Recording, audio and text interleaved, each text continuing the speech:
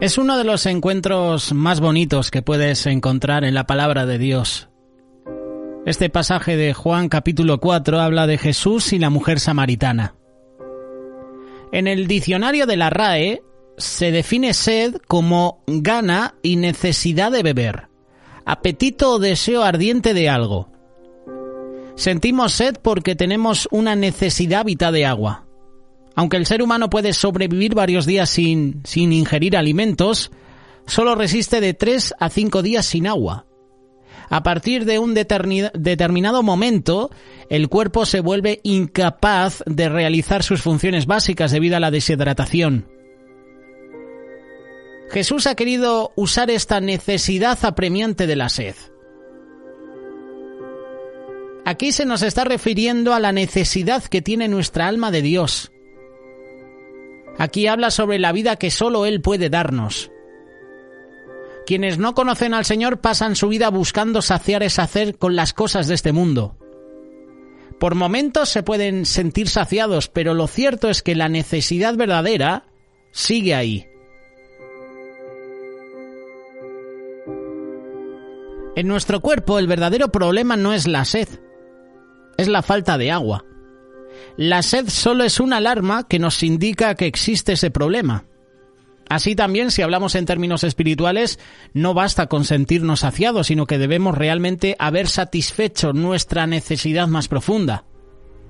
Muchos piensan que porque se sienten llenos de las cosas de este mundo ya no necesitan a Dios, pero la ausencia de Dios en sus vidas va a terminar por matarlos si no vienen a los pies de Cristo, si no se arrepienten en fe. Hoy vamos a comentar la verdadera sed, la verdadera agua que puede saciar. A través de este pasaje del encuentro de Jesús con la mujer samaritana, vamos a meditar sobre nuestra sed espiritual. Vamos a presentar a Cristo como el único que puede darnos el agua de vida. Ese agua de vida que calma nuestra sed. Y no la calma por un momento, la calma para siempre. El contexto nos muestra que Jesús fue realizando su ministerio paso a paso.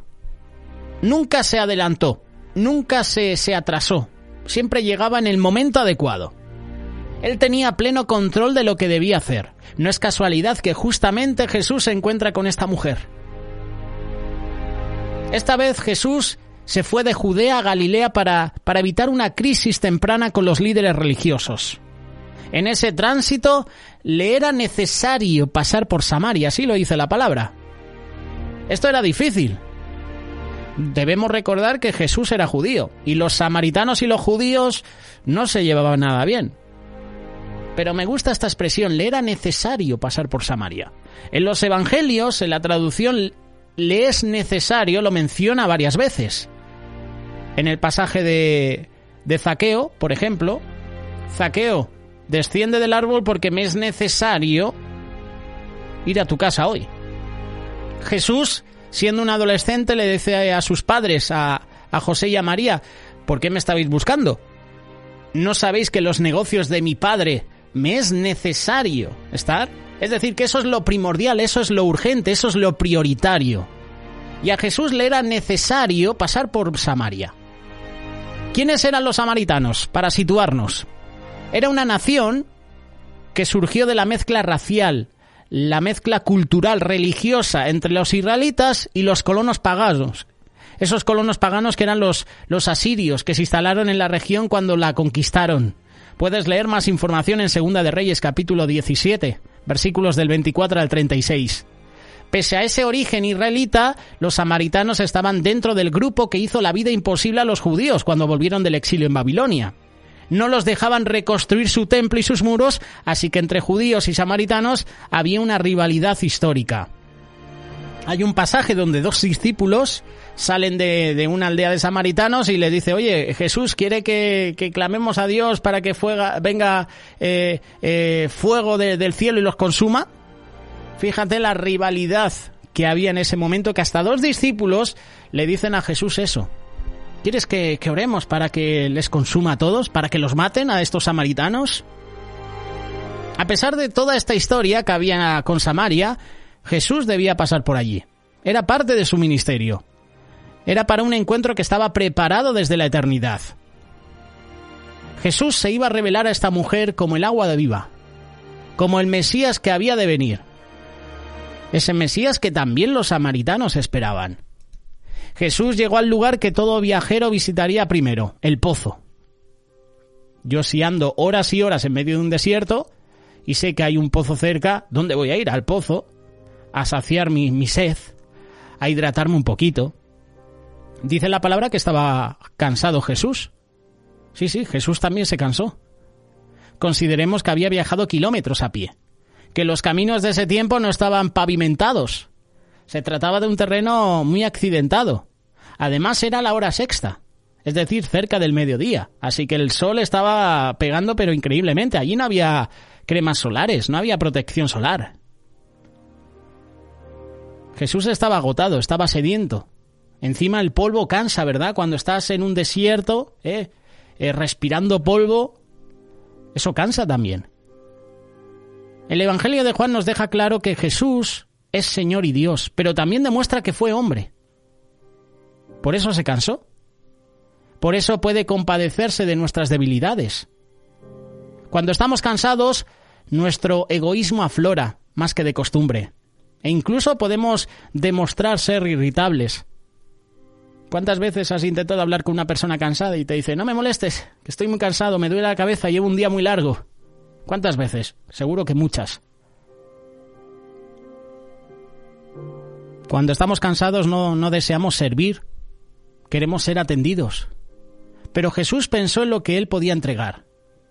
¿Cómo podía hacer bien a esta mujer?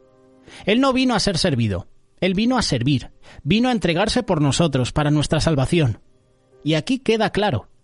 Así estaba Jesús junto al pozo, en el mediodía, cuando vino una mujer a sacar agua. Pero había algo curioso. Lo normal era que las mujeres hicieran esta tarea en grupo, llevando sus cántaros. Otra cosa fuera de lo común es que las mujeres solían ir temprano en la mañana, o cuando el sol ya se estaba escondiendo, justamente para evitar estas horas el calor insoportable. Entonces, por alguna razón, esta mujer no quería compañía, o no le quedaba otra opción que esta. Todo indica que esta era una mujer con una moralidad cuestionada. Había tenido 5 hombres, y el que la acompañaba actualmente no era su marido, es decir, se encontraba en una relación ilegítima. Probablemente las otras mujeres del pueblo no querían mezclarse con esta mujer de mala reputación. Ella, por su parte, quizá tampoco quería exponerse. Todo indica entonces que era una mujer solitaria.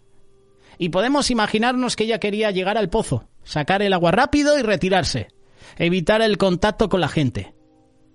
Pero allí estaba Jesús, un judío quien lo primero que hace es hablarle, encima para pedirle un favor. Oye, dame de beber. Recordemos que este era un pozo, no era una llave de agua potable, Para poder beber tenías que traer algo para sacar el agua, y se calcula que este pozo podía tener 30 metros de profundidad. Y Jesús no tenía algo así, pero la mujer sí. Al comienzo ella opuso algo de resistencia. No quería hablar, no quería relacionarse. Además, Jesús, ¿qué hace? Rompe las barreras. Rompió 2 barreras culturales muy importantes. Le habló a una mujer que no conocía, cosa que en ese entonces no era bien vista, y además, siendo el judío, le habló a una samaritana para pedirle un favor. Entonces ella con razón le pregunta, ya que por las normas de los rabinos judíos ellos ni siquiera podían tomar del mismo vaso que los samaritanos. Decían que eran impuros, podían contaminarse si usaban los mismos utensilios. Por tanto, ella debe haber quedado atónita ya con esta intervención de Jesús. Jesús, lejos de detenerse, va más allá. Si tú conocieras el don de Dios y quién es el que te dice dame de beber, tú le habrías dado a él y él te hubiera dado agua viva. Jesús le está diciendo que hay algo que ella no conoce. Usa esta escena de la vida cotidiana tan común en ese tiempo y en ese lugar como era ir a sacar agua del pozo para enseñar algo profundo a esta mujer. Jesús estaba hablando de la vida eterna. Con esto Jesús quería evidenciar algo. Él le estaba pidiendo agua, pero ella, la que tenía, era una sed más profunda. Ella ese día se había levantado como cualquier otro, sin saber que tendría un encuentro extraordinario. Jesús, el mismo Señor y Dios, la iría a buscar a ese pozo para decirle algo que ella nunca había escuchado, algo que iba a cambiar su vida, que iba a cambiar su visión del mundo. Jesús le había pedido agua y ella no accedió inmediatamente, sino que opuso una pequeña resistencia. Estaba impresionada por la petición de Jesús, pero Jesús le responde que si ella conociera quién era él realmente y qué es lo que él podía darle, sería ella la que habría rogado por ese agua viva. Y Jesús, como sabemos, como es amoroso, se la habría dado sin resistencia y al momento. Jesús le estaba diciendo que él podía darle agua viva, es decir, agua que corre como un manantial, una fuente que brota constantemente, que es más deseable que la de un pozo. Es más deseable incluso que agua subterránea. Porque en esa época no había cañerías, no había tubos, ahí era... Si el agua descendía con arena, con barro, descendía así, no había filtros.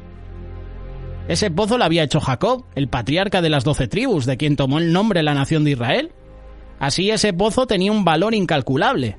¿Acaso Jesús, este forastero judío, se creía mejor que Jacob? Es lo que podríamos pensar nosotros. Y Jesús lo confirma, él es superior, es antes que Jacob. Jacob les dejó ese pozo del que podían sacar agua física. Ese agua podía calmar su sed, pero solo de forma temporal.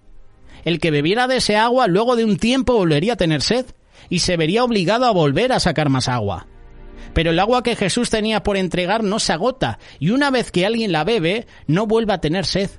O sea, no sigue buscando otras fuentes, no sigue sediento, intentando calmar esa sed con otra cosa, sino que se queda satisfecho. Jesús pone el ejemplo también de la vid verdadera. Yo soy la vid verdadera. Es decir, que hay otras vides. Pero Jesús es la verdadera. Si te conectas a la vid verdadera, no hace falta que te conectes a otras vides.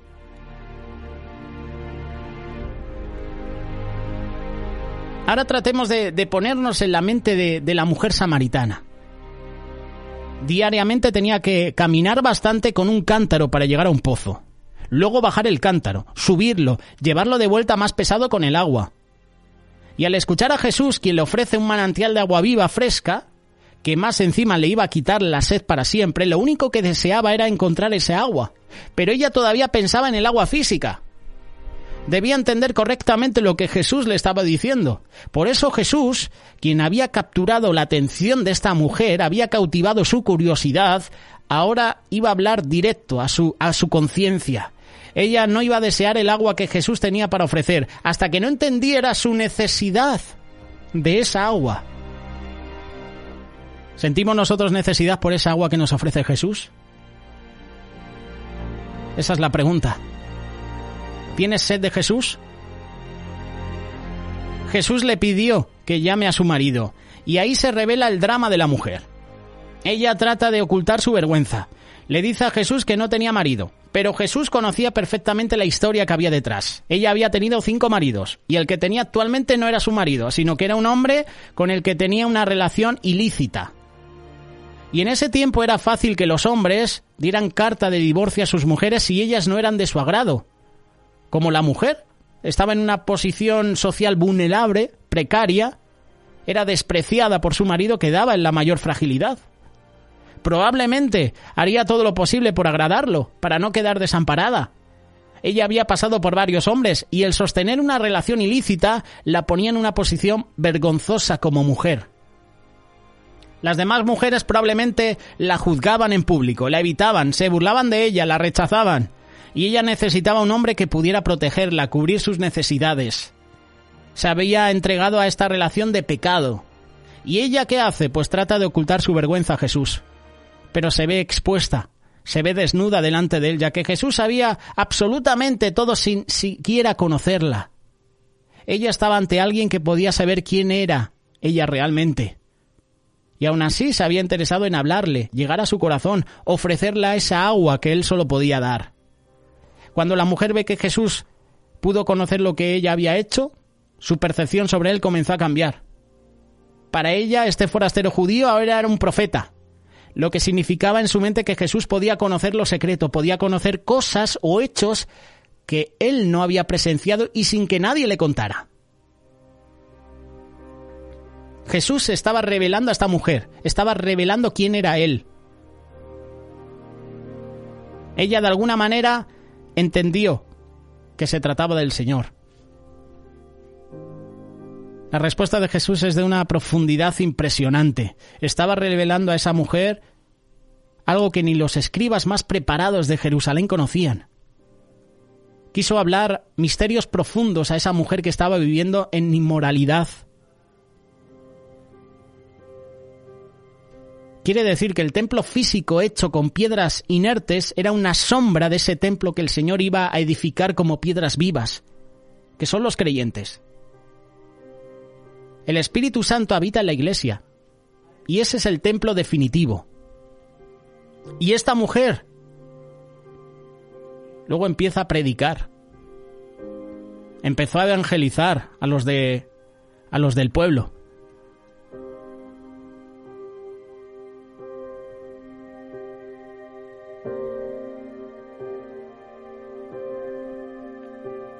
Esta mujer fue transformada totalmente. Jesús quería morar en ella. Yo cuando leo esta historia quiero alabar, quiero adorar a Jesús. La adoración no es el lugar en el que tú y yo nos encontramos, ni los ritos que practiquemos, sino el estado de su corazón, el estado de nuestro corazón. Y el corazón de esta mujer estaba roto, hecho en 1000 pedazos, pero Jesús transforma su corazón.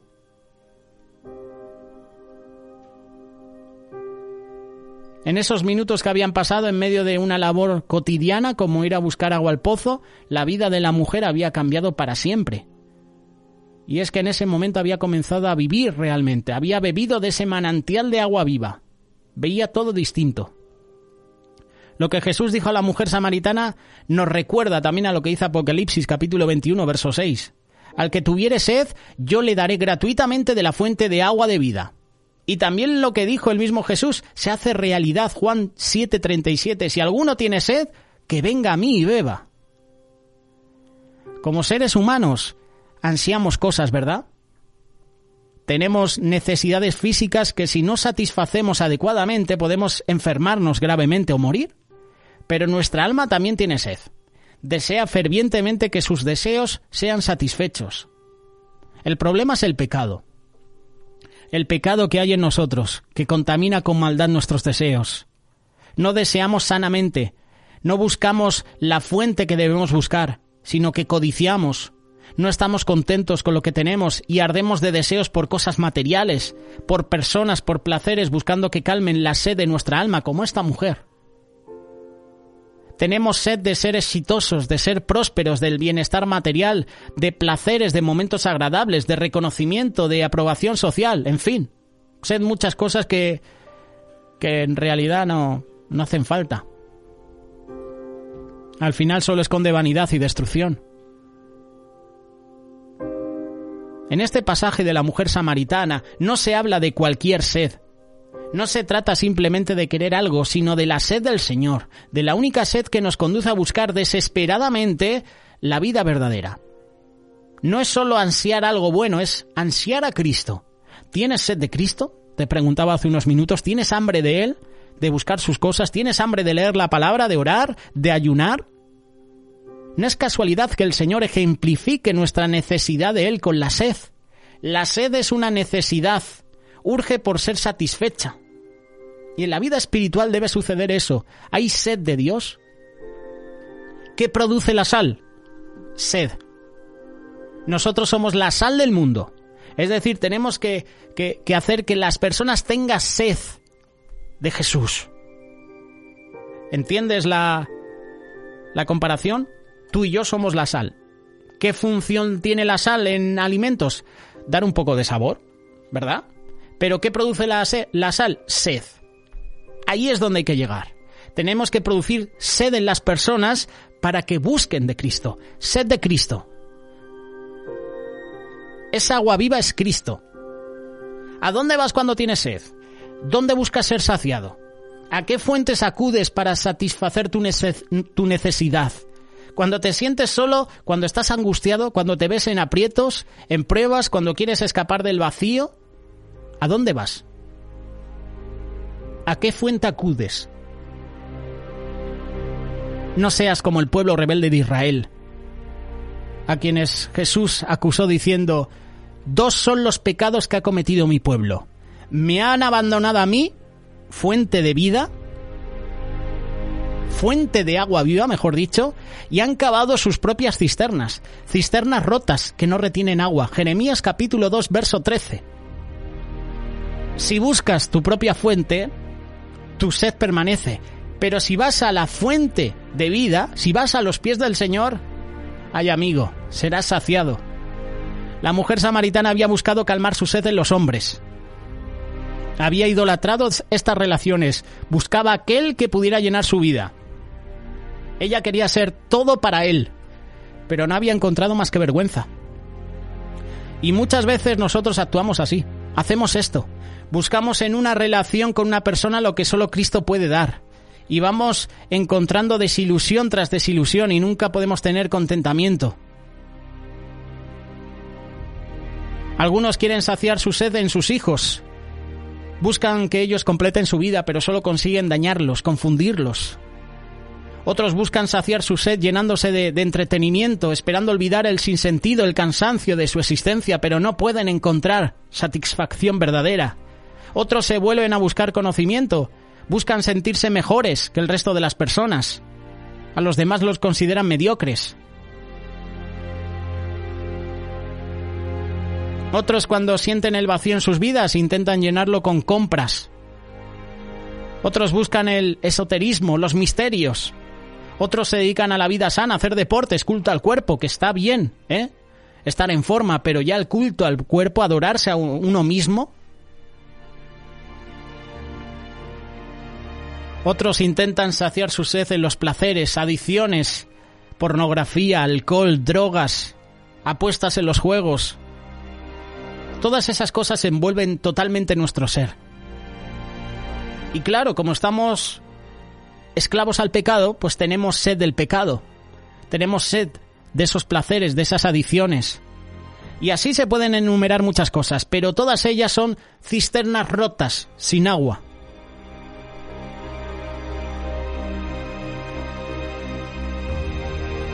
¿A qué fuente quieres acudir? ¿A la fuente de vida eterna? ¿A la fuente que ofrece el Señor? Dice la palabra que de nuestro interior brotarán, saltarán ríos de agua viva. ¿O prefieres acudir a cisternas rotas, como la de Jacob, ese pozo, que seguramente tendría barro, suciedad, impurezas, bichos, insectos, animales? Cristo no decepciona. Acude a esa fuente de agua viva. Él te va a transformar. Él va a producir en ti sed para que cada día busques más de Él. Y cuando tienes sed de Él, lo siguiente es que tú puedas producir sed de los demás. Pero no sed de ti, sed de Cristo. Que puedan anhelar buscar a Cristo. Esta mujer, al ser transformada por Jesús, ¿qué hace? Va a su pueblo. Va a anunciar las buenas nuevas. Y el pueblo se convierte.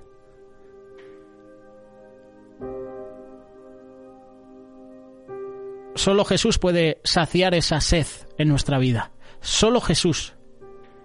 No tu esposo, no tu esposa, no tus hijos. Ellos pueden saciar una sed que puede ser momentánea. Pero Jesús, si bebes del agua que ofrece Jesús, no tendrás sed jamás. Jesús es la fuente de vida. Ahora depende de nosotros acudir a esa fuente.